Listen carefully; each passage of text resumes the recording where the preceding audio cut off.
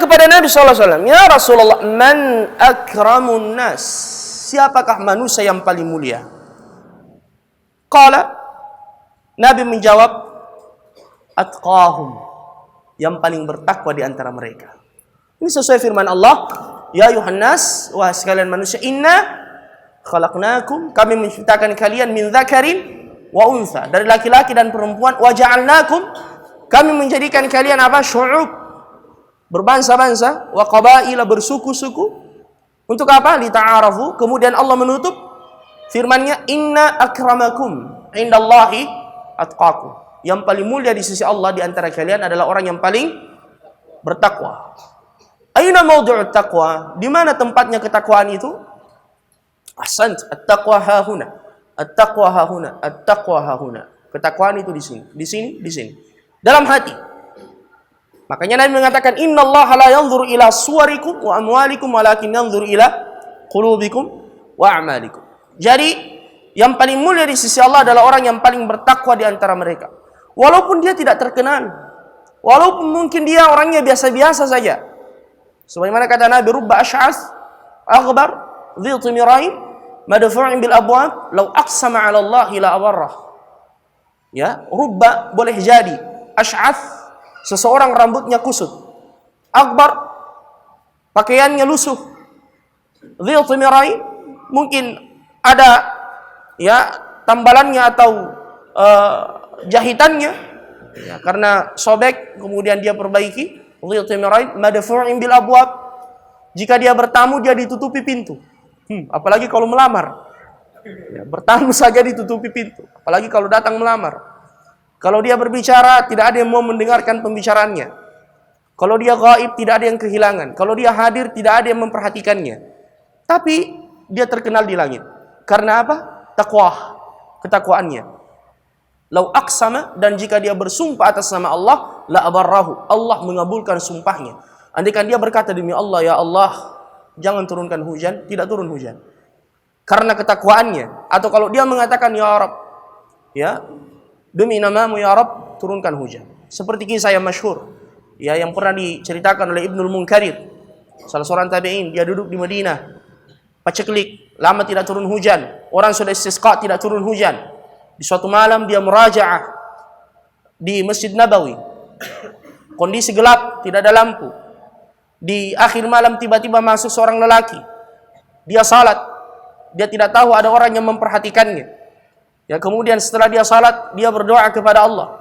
Dia berkata, "Ya Allah, seluruh hamba-hambamu telah keluar untuk beristisqa. Tanaman kering, hewan-hewan ternak mati. Kami butuh air." Bahkan Ibnul Munkadir sempat mengatakan majnun, ini orang gila. Tapi kata beliau, belum turun tangannya dalam berdoa, tiba-tiba terdengar suara guntur petir, turun hujan. Turun hujan. Sampai dia mengatakan, "Ya Rabb, man ana?" Siapa saya ya Allah? Ya. Masuk waktu subuh, dia ikut salat bersama dengan mereka, kaum muslimin. Ya, dan Ibnu Munkadir ini singkat cerita, dia cari tahu di mana tempat tinggalnya, dia ikuti. Ternyata dia adalah seorang tukang sol sepatu, penjahit sepatu. Ketika Ibnu Munkadir datang kepadanya, dia kemudian berkata, karena dia mengenal Ibnu Munkadir, salah seorang alim terkenal, "Ya, marhaban bikum, ada sesuatu yang bisa kami bantu. Mana sepatu Anda? Nanti saya perbaiki." Apa kata beliau? Dia berkata, "Bukankah kau teman saya kemarin malam?" Ya, dia mengingatkan bahwasanya dia masuk berdoa di akhir malam. Ya, sehingga Allah menurunkan hujan. Mungkin kalau kita ini ya pura-pura zuhud, dia mengatakan, "Ya kira-kira." Ya tahu, salah lihat di kapal. Ya, tapi dalam hatinya dia mengatakan, "Betul, saya itu gara-gara saya hujan turun." Nah, tapi dia tidak marah. Dia tidak melihat lagi siapa di depannya. Dia mengusirnya. Ayolah ikhwah, dia mengatakan, "Apa urusan Anda dengan saya?" Dia tutup ya tokonya pada hari itu. Keesokan harinya Ibnu Munkadir datang hendak meminta maaf, dia dapati pintunya sudah tergembok. Ya, dia tanya tetangga kemudian berkata, "Apa yang terjadi antara Anda dengan dia kemarin? Setelah Anda berdebat atau bersilat lidah dengan dia, dia mengemasi seluruh barang-barangnya, kemudian dia pergi dan kami tidak tahu kemana dia pergi." Dia mau amalannya itu sir rahasia, hanya antara dia dengan Allah Subhanahu wa taala. Lau aqsama 'ala Allahi la abarra.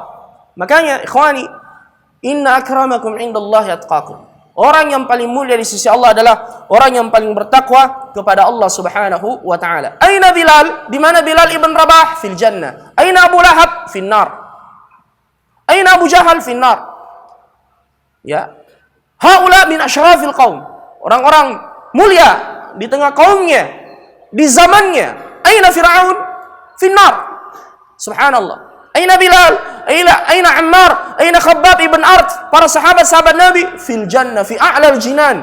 Inna Allah 'adda al-jannata lil muttaqina walau kana 'abdan habashiyya wa 'adda an-nara lil fujjari wal kuffari walau kana hurran qurasyiyya.